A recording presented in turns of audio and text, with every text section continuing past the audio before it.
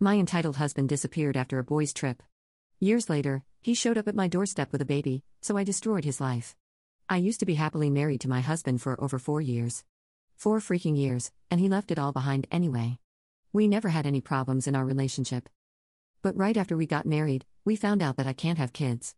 My egg count was extremely low. That was a very big shock because we had both agreed that we wanted at least 2 kids of our own. It even had me go into depression, from which I luckily recovered, thanks to therapy. Over the 4 years, I tried to get him to agree to other options, one of which was adopting. But he denied everything, insisting that he was fine even without kids. That was surprising and unbelievable because before marriage, he would always tell me how much he wanted kids. He would literally sit for hours and look at stuff he wanted to buy for his future child. But after that day at the doctor's appointment, he became completely numb to anything baby-related. He would often make offhanded comments about me, insulting my weight and lack of fitness. But when I confronted him, he would deny everything and claim that everything was normal. His change bothered me at the start because I thought he was forcing himself to accept reality, but as time went on, I forgot about it and moved on. Then came the big moment: he planned a trip. We lived in Brighton, which is in Europe, and he wanted to go to America for a trip with his friends. This wasn't the first boys' trip he had gone on, so I was very supportive of him. I even helped him pack and bought him new clothes to wear on the trip. Little did I know, he had a crazy plan cooking inside his head. After dropping him at the airport, I went home and stayed up so I could call him and make sure he was safe when he landed. After 9 hours of drinking coffee to stay awake, I checked that his flight had landed and called him to make sure.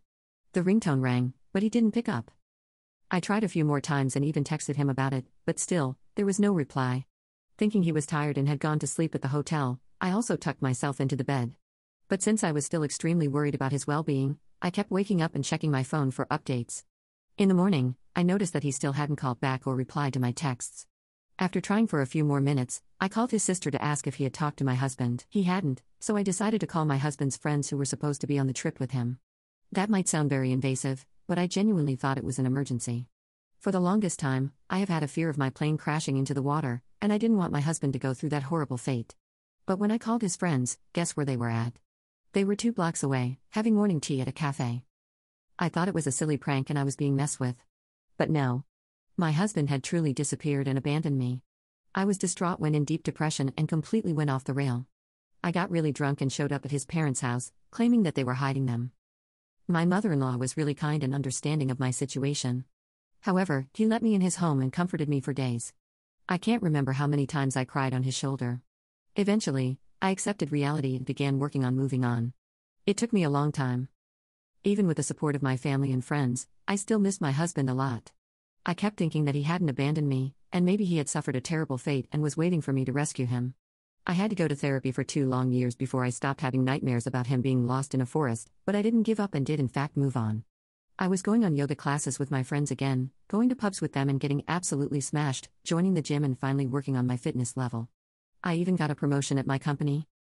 I thought that my life, which had stopped in time, was finally moving again, and I was happy. But, of course, my husband had to ruin that as well. A little less than 4 years after he disappeared, I saw my husband standing at my door with a baby in his arms.